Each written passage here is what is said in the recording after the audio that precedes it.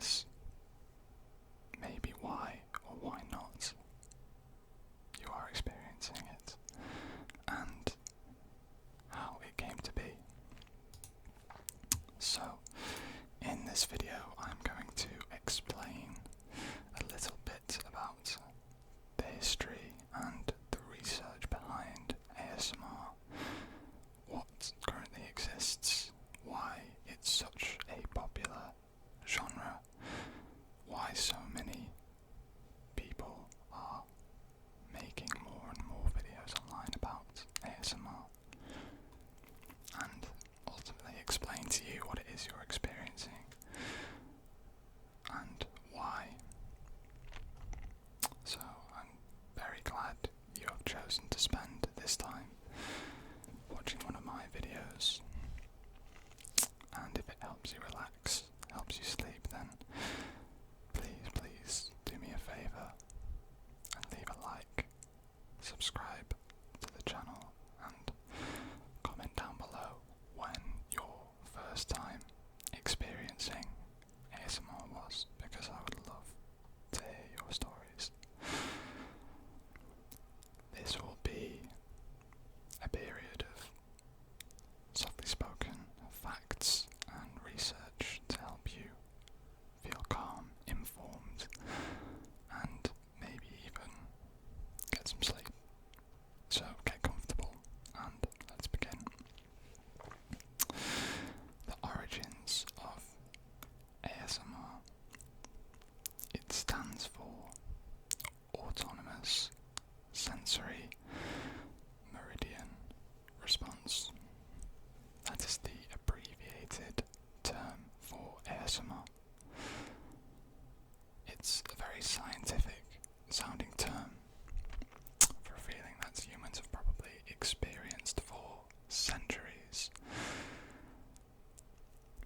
Descriptions of tingles or head shivers or pleasant chills you may have heard, and they may exist in older literature or poetry or even diaries dating back hundreds of years.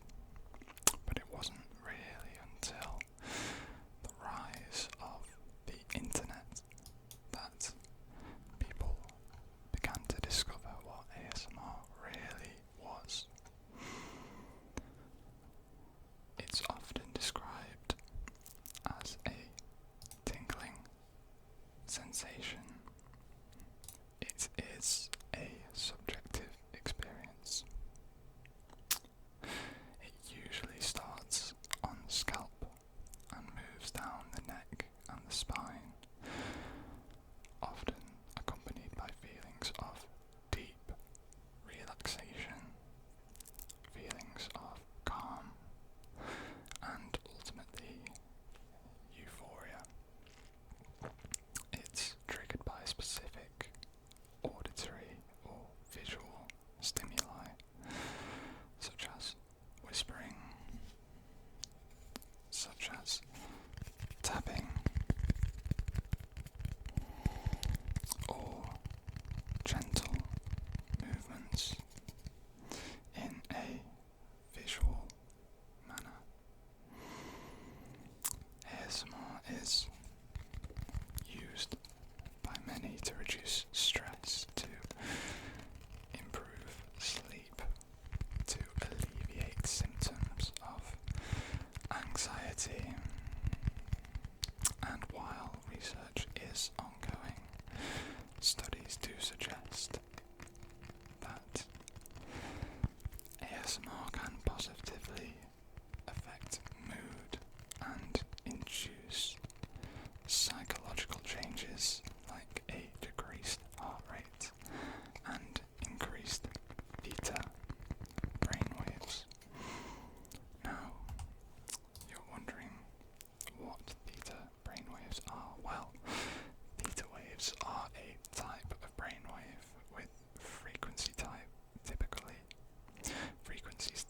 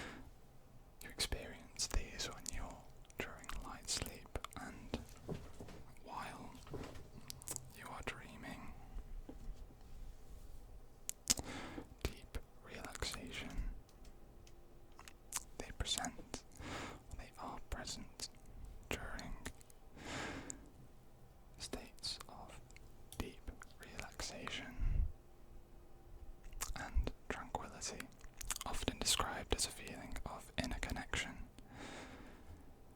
creative and imaginative states, activities that engage the subconscious, such as painting, writing, dancing, and visualization, can also include theta states, the same as which ASMR induces. So, now you understand a little bit more about theta waves, you can delve into what ASMR really feels like. At the heart of it, it is a tingling sensation. As I said before, it's often described like a static-like tingling or a brain tingle that begins on the crown of the head and moves down the neck and upper spine.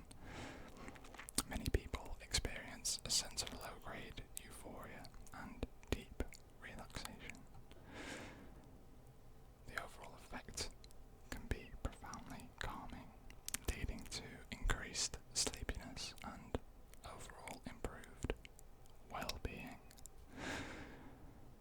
ASMR is triggered by a variety of stimuli that often involve personal attention, such as auditory triggers, visual triggers, and tactile triggers. Whispering, soft speaking, tapping, scratching, crinkling sounds, humming are all auditory triggers. Visual triggers can be gentle movements, the slow folding of paper, light patterns, and tactile triggers, though they are less common. Some stimuli may involve gentle touch, like hair brushing or a massage. The benefits and uses of ASMR, they're widely used for its deeply relaxing effects, helping to relieve stress and low mood. Many people find ASMR videos helpful for falling asleep, improving sleep quality, or even to help them focus during study. It can offer relief for individuals experiencing insomnia, anxiety, and symptoms of conditions like depression.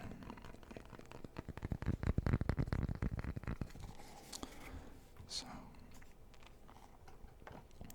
you can experience ASMR in a vast number of ways on platforms like YouTube, with creators like myself, known as ASMR artists, and these videos often feature mic'd sounds, visuals, and other elements to specifically trigger the ASMR response. So, not everybody is capable of experiencing this. Some often report that they cannot get the tingling sensation, and that is completely fine. It's something that can be specific to you, depending on potentially your upbringing, what kind of childhood you have. Some of it can just be for the sake of physical reasons you cannot experience ASMR, but many people do, and some people don't, and that's okay. The term was coined around 2010 by a woman named Jennifer Allen, who wanted a neutral, clinical sounding phrase to describe what many people were already experiencing but did not have the words to actually explain. Before that, people just called it head tingles or brain tingles, or sometimes even the good chills.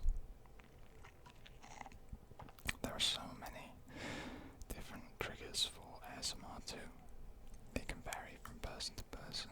A lot of people have personal preferences, favourites, things that work for them to give them the good chills. For me, I'm a very big fan of tapping sounds.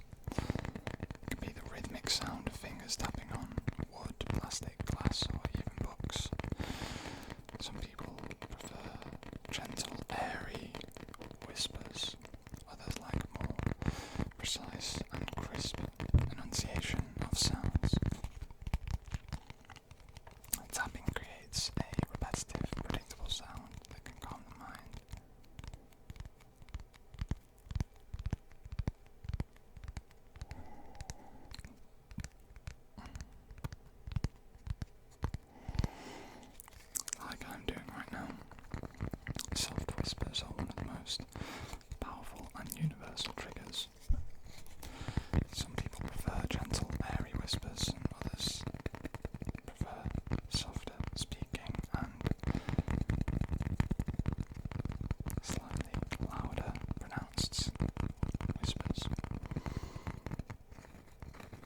similar to tapping though.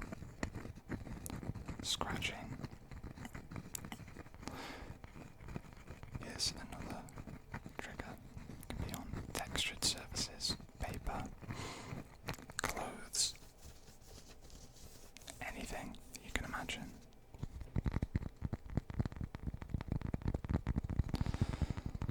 Personal attention is one of the most loved categories, such as role plays, guided relaxation. The feeling of somebody focusing on you specifically can be deeply, deeply comforting. Visual triggers are just as important as audio. Hand movements can be extremely relaxing. Visual triggers, flowing gestures, mimicking brushing away negative energy, can create a hypnotic effect when watched with your eyes open. It is just as much of a trigger as anything audible. Lo-fi ASMR, such as this video recordings done on a webcam or on a phone microphone. The imperfections with the background on can make it feel very real and very cozy, like you're just hanging out with a mate. And of course, unique triggers like eating sounds, keyboard sounds, tearing paper, wood soup is another one. The sound of wood mixing inside of a bottle of water. Triggers can be everywhere. Anything can make a good trigger. The science of ASMR. Scientists have studied ASMR, but it's still a relatively new field. Some studies have shown that during ASMR people experience lowered heart rates, increased feelings of calm and well-being. Brain scans also can suggest that ASMR may activate areas similar to those triggered by social bonding or physical touch. In other words, ASMR may mimic the feelings of safety and comfort that we get when someone we trust is caring for us. This explains why personal attention, soft whispering, can feel so relaxing. It can almost feel like a friend or a parent soothing you to sleep. Many people also report using ASMR to help with anxiety, stress, or insomnia, as I mentioned earlier. It is not by any means a replacement for therapy or professional help, but it can be a gentle tool used for managing day-to-day stresses. There's also a huge community and culture surrounding ASMR, particularly the online community that really brought ASMR into fruition and certainly into the mainstream. The ASMR community has grown massively through places like Reddit and predominantly YouTube. Early ASMR creators would upload simple whisper videos or sound compilations to very small audiences. But as time went on, millions of people discovered how powerful these videos could be, and the community grew exponentially. Now, there are countless ASMR artists online, each with their own style, each with their own distinct approach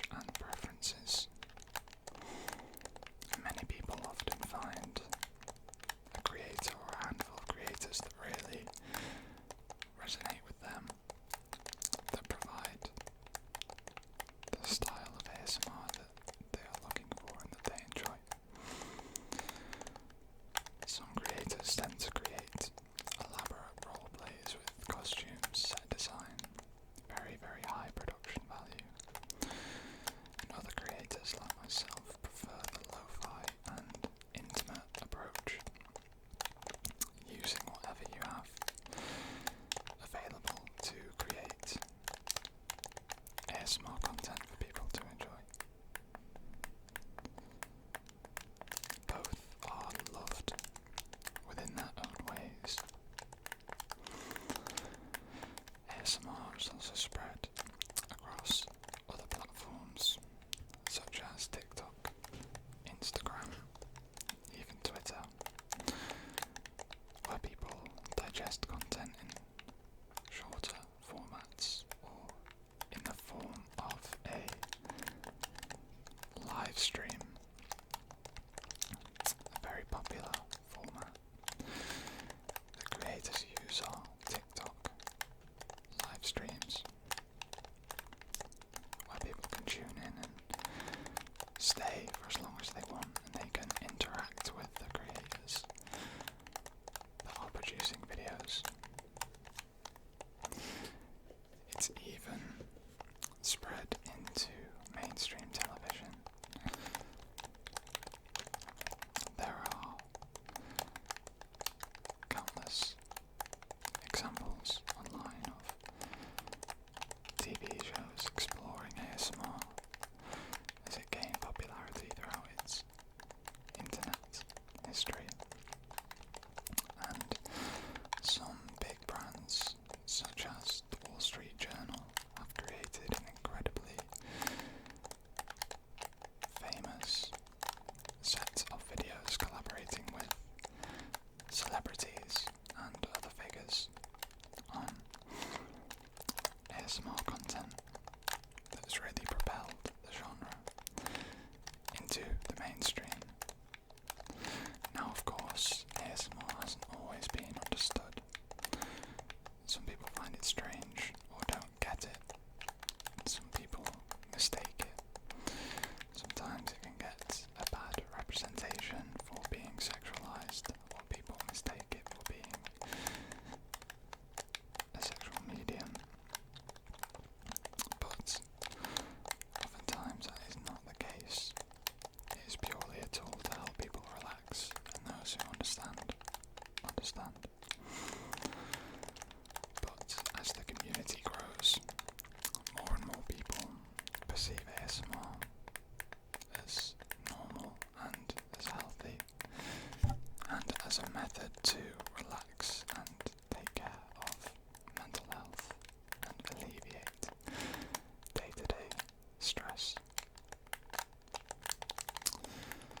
And in conclusion, that is what ASMR is all about. A blend of science and personal connection. Now, in the early 2000s, users on online forums like Steady Health and Yahoo chat groups began to discuss describing a strange feeling of pleasurable tingling and whispers, soft voices, watching somebody perform a delicate task. And that is when ASMR really began to grow and form a discussion. And now in 2025 it's a medium that has millions and millions of watchers, listeners online, and that is only growing. One of the earliest creators was a user called Whispering Live in 2009. Their simple whispered videos are now considered some of the very first ASMR content. More creators emerged by 2011, such as Gentle Whispering ASMR. They became pioneers and eventually attracted millions of views and introduced ASMR to a mainstream audience. YouTube became the natural home for this visual and auditory mix, just the perfect way for communities to grow.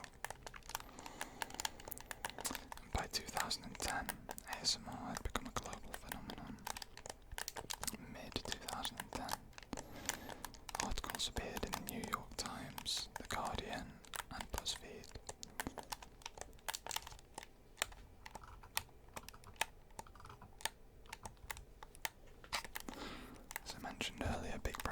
used ASMR, Wall Street Journal, IKEA, Coca-Cola, even biggest musicians like Billie Eilish have incorporated ASMR-like sounds into their own music. The online community is also diversified. You can find ASMR